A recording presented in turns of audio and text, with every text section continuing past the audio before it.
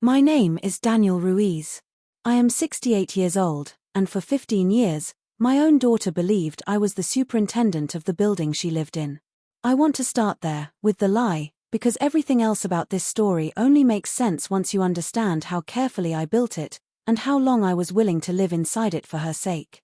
I did not fall into that lie by accident.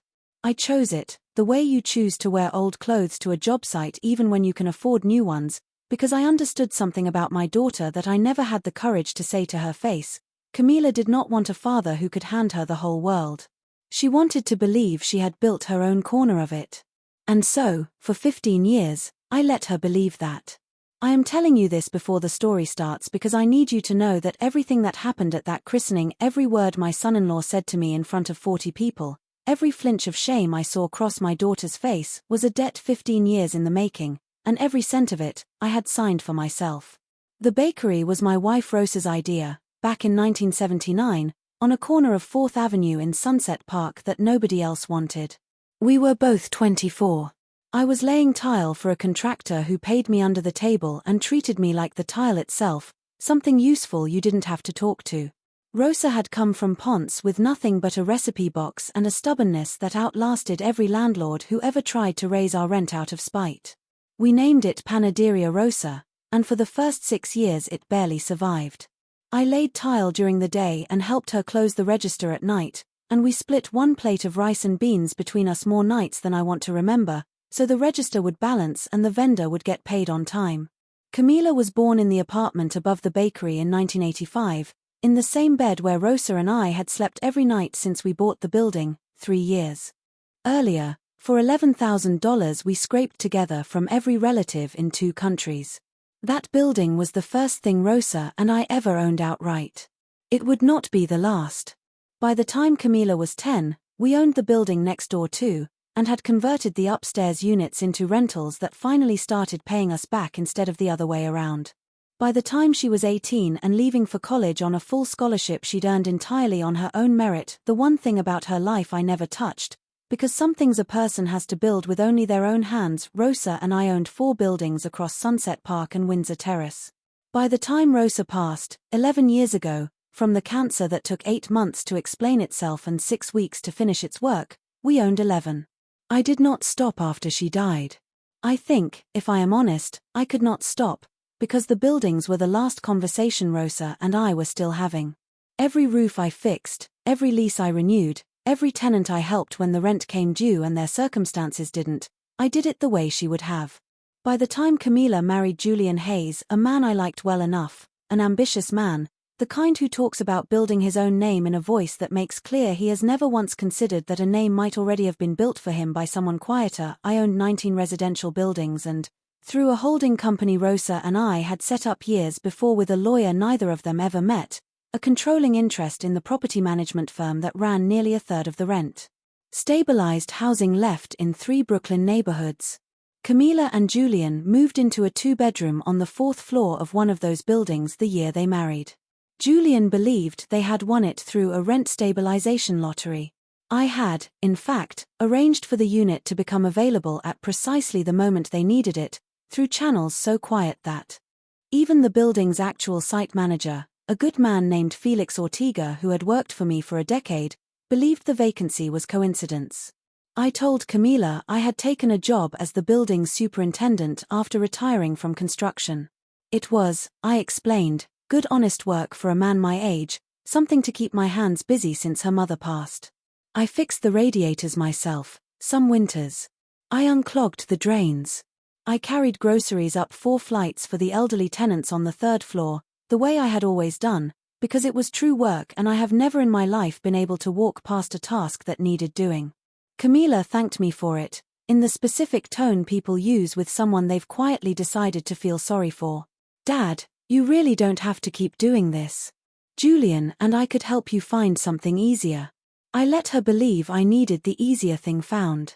I never told her that the actual superintendent's salary I drew, modest and reported like anyone else's, was less money than I made in interest in a single week. I want to be honest about why I did this, because it is the part of the story I understand least even now, having lived inside it for 15 years. I told myself, for a long time, that I was protecting Camila from the burden of money that a girl who grew up in the back room of a bakery, doing her homework on a flour-dusted counter, deserved to feel, at least once in her life, that she had earned every square foot of comfort she stood on. I told myself I didn't want her marrying a man who loved the Vega, the Ruiz, money instead of her. I told myself Rosa would have wanted it this way, though I never once asked Rosa, because Rosa was gone before I made a single one of these decisions, and I think, if I let myself sit with it, some part of me has always known that I built this particular lie not for Camila's sake but for my own, because as long as I was invisible, I never had to find out whether my daughter would have loved the version of me that owned things, as much as she loved the version of me that fixed them. I found out at her daughter's christening, on a bright Sunday in October, in front of 40 people, exactly what she thought of both. The christening was at Julian's family's country club in Westchester, a place with a name I still cannot pronounce without a small, private wince, because I remember standing in the parking lot in the one good suit I owned, feeling the particular discomfort of a man who has spent his whole life building things with his hands, surrounded by people whose hands had never built anything at all. My granddaughter, Rosalind, named, at my quiet request, after her grandmother, was 7 months old, dressed in white, sleeping through most of the ceremony the way babies mercifully do. I held her for exactly 4 minutes before Julian's mother reclaimed her for photographs, and I did not mind, because I understood my place at that gathering, or thought I did. I was the bride's father. The old man who still worked as a super, bless his heart, still fixing pipes at his age because he didn't know how to retire gracefully. I had heard Julian's father describe me that way to another guest, in a voice pitched just low enough to seem private and just loud enough to be certain I would hear it if I were listening, which I was. The lunch was at long tables on a terrace overlooking a golf course, white linen, the particular hush of wealthy people trying to seem casual. I sat near the end of the family table, beside Felix's cousin, a kind but nervous young woman who had been invited as Camila's college roommate and clearly understood, correctly, that she and I were the only 2 people at that table who had ever paid our own rent in cash. Julian stood to give a toast around the second course. He was good at toasts, good at rooms in general, the particular skill of a man who has learned that confidence photographs better than substance. He thanked his parents. He thanked Camila's law firm colleagues for coming. He thanked, with a small laugh that got the room laughing along with him, the woman who finally taught me that love means splitting the difference, literally, because I still can't believe how much she saved us negotiating our own rent renewal.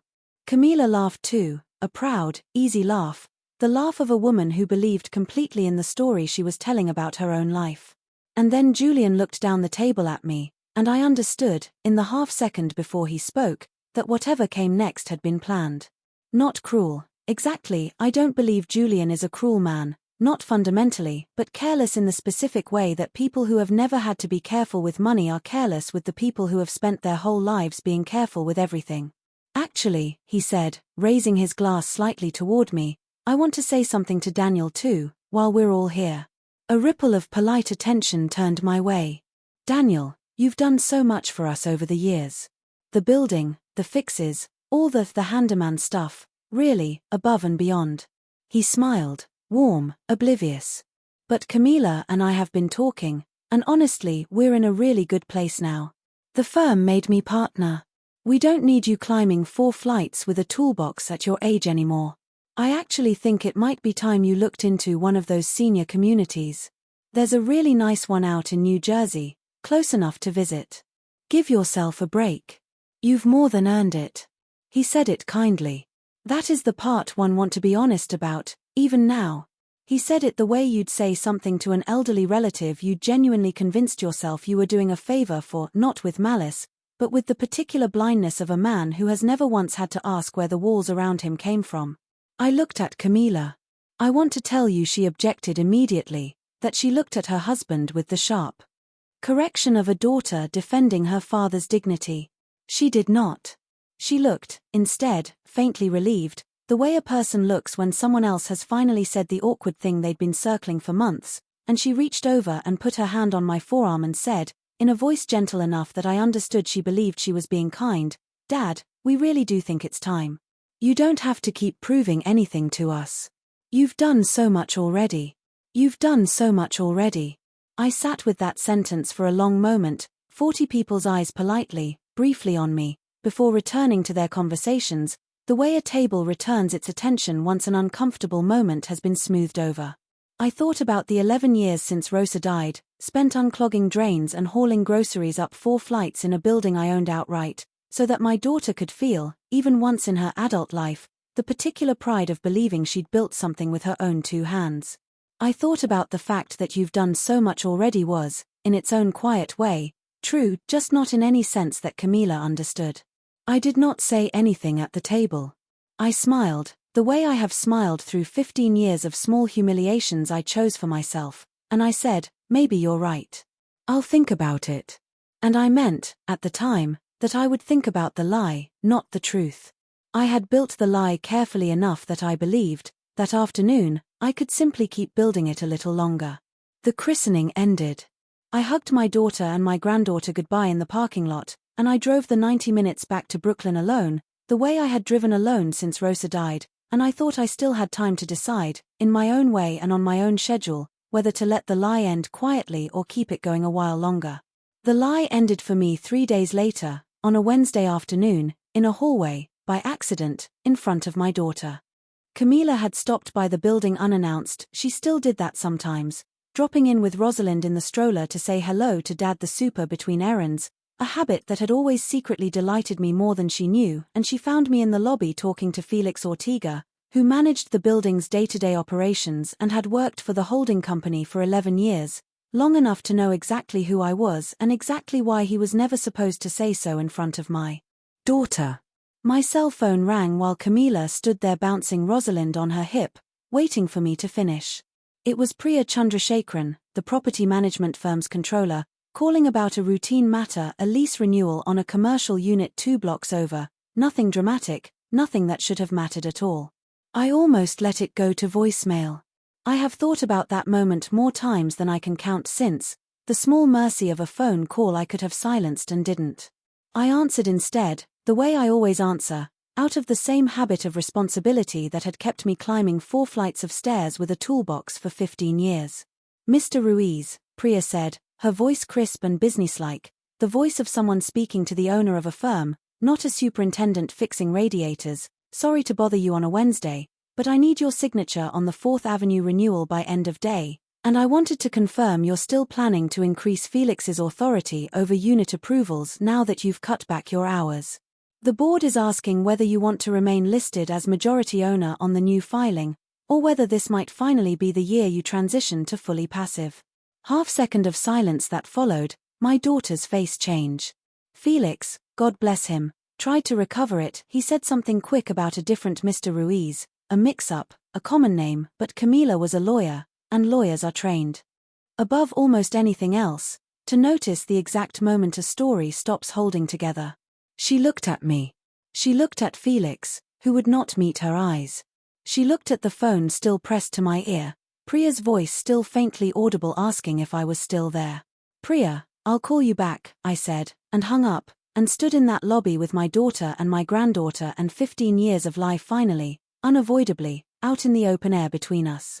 Dad, Camila said, very quietly, in the particular voice of a person recalculating an entire structure in real time. What did she just call you? I could have lied again. I had gotten very good, over 15 years, at the specific art of lying to my own daughter, and some tired, cowardly part of me reached for it out of pure habit even in that moment.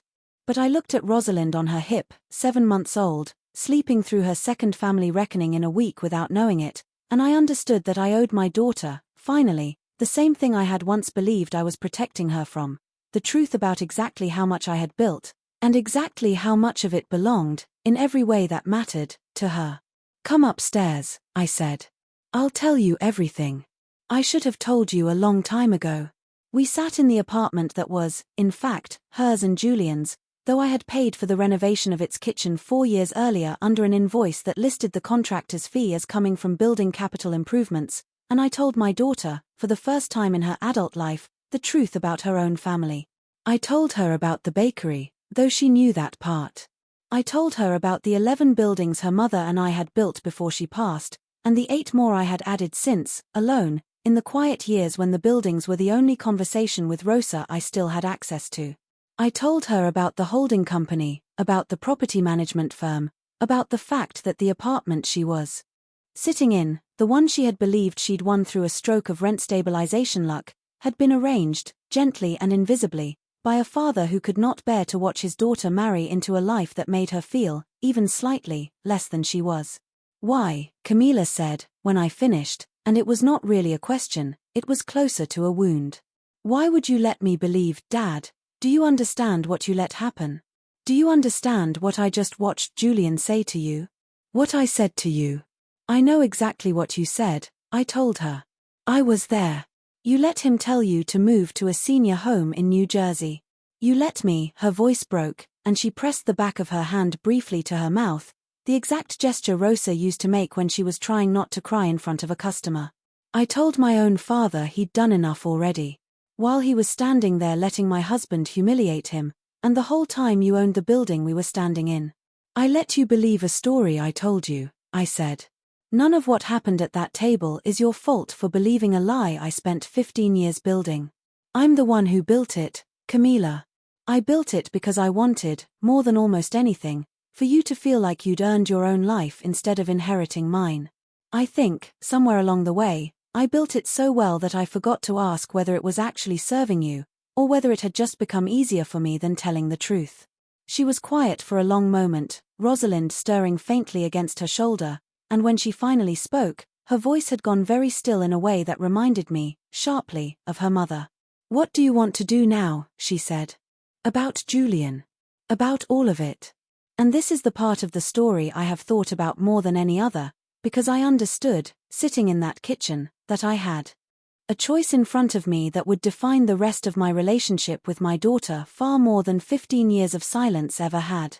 I could use what I now knew, that Julian and Camila's entire lifestyle, the apartment, the renewal Priya had called about, the firm where Julian had just made partner using a client list that ran heavily through buildings I quietly controlled to punish the carelessness he'd shown me at that table.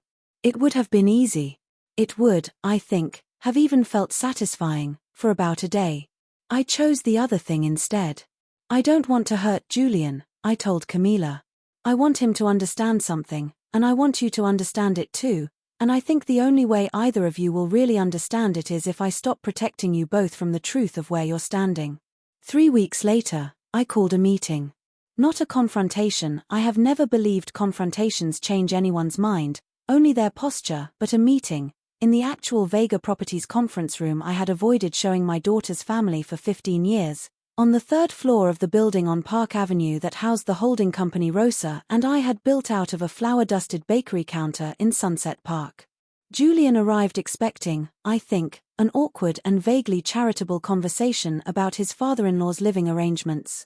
He found instead a conference table with a folder in front of his seat, a folder Priya had prepared at my instruction, containing the ownership structure of the building he lived in, the property management firm his own law practice regularly did work for without ever asking who ultimately controlled it, and a lease renewal, the one on 4th Avenue, the one Priya had called about that Wednesday, that I had, until that morning, left unsigned specifically so I would have a reason to bring everyone into that room together. I want to explain something to you, I told Julian, once he had opened the folder and gone very quiet. Reading it. For 15 years, I let you and my daughter believe I was a man with very little, because I wanted her to build a life she felt she'd earned herself, and because some part of me, I think, wanted to know whether you would have respected me at all if you'd known what I actually had. I got my answer at that christening. And I want to be clear that I'm not angry at you for it, Julian. You believed exactly what I built you to believe. That's on me, not you. Julian's face had gone the particular color of a man recalculating, in real time, every small unkindness he had ever allowed himself toward someone he'd assumed had nothing to lose. Daniel, I had no idea. If I'd known any of this. That's exactly the problem, I said, not unkindly, but firmly, in the tone I imagine Rosa would have used, the tone of a woman who built 11 buildings by never once mistaking kindness for softness. You didn't need to know what I owned to treat me with respect. You needed only to know that I was your wife's father, and that I had spent 11 years climbing 4 flights of stairs for your family without once asking for anything in return. That should have been enough on its own. The fact that it wasn't the fact that you only saw me clearly the moment you found out what I had, that's the thing I actually want you to sit with, Julian. Not the money. That. The room was very quiet. Camila sat beside me, and I could feel, more than see, the particular stillness of a daughter watching her father say something to her husband that she had needed said for longer than she'd let herself admit. So what happens now, Julian said finally, his voice smaller than I had ever heard it. With the building. With everything. Nothing changes about the building, I said. You'll keep living there, and the lease will renew the way it always has, because that apartment was never a test of whether you and Camila deserved it. It was a gift I gave my daughter, and gifts don't come with conditions attached, not real ones. What I want to change is something much smaller, and much harder, I think, than any amount of money. I want you to sit across a table from me, from now on, at every family dinner, every Christmas, every birthday, and treat me the way you'd have treated me if you'd known, from the very first day you met me, exactly what I'd built. Not because of what I own. Because of who I've been to your family the entire time, which was never actually a secret from anyone but you. Julian nodded slowly, and I watched something in him settle, the particular humility of a confident man discovering, for the first time in longer than he probably wanted to admit, that confidence and character are not the same inheritance. I did not renew the superintendent job. I told Felix, gently, that I'd be stepping back from the day-to-day work, and he understood exactly why, having quietly known the truth for 11 years and having wanted, more than once, I think, to tell Camila himself. I still visit the building. I still fix a radiator now and then, not because I have to, but because there is a particular satisfaction in work done with your own hands that money never replaces, and I am not willing to give that up simply because my family finally knows what's in my bank accounts. But I go to dinner now as Daniel Ruiz, majority owner of Vega Properties, widower of Rosa Ruiz, father of Camila, grandfather of Rosalind, not the building superintendent everyone quietly pitied, and not, either, some sudden tycoon revealed for shock value at a family gathering. Just a man who spent 15 years hiding the size of the table he'd built, out of love that had curdled, somewhere along the way, into something closer to fear, and who finally understood that the truest gift I could give my daughter was not the illusion that she'd built her life alone. It was the honest ground to build the rest of it on, with both of us, finally, standing in the same light. Camila calls me every Sunday now, not out of guilt, but out of the specific tenderness of a daughter who has had to relearn her father twice, once as the man who raised her, and once as the man who quietly made almost everything in her adult life possible, without ever asking her to feel indebted for it.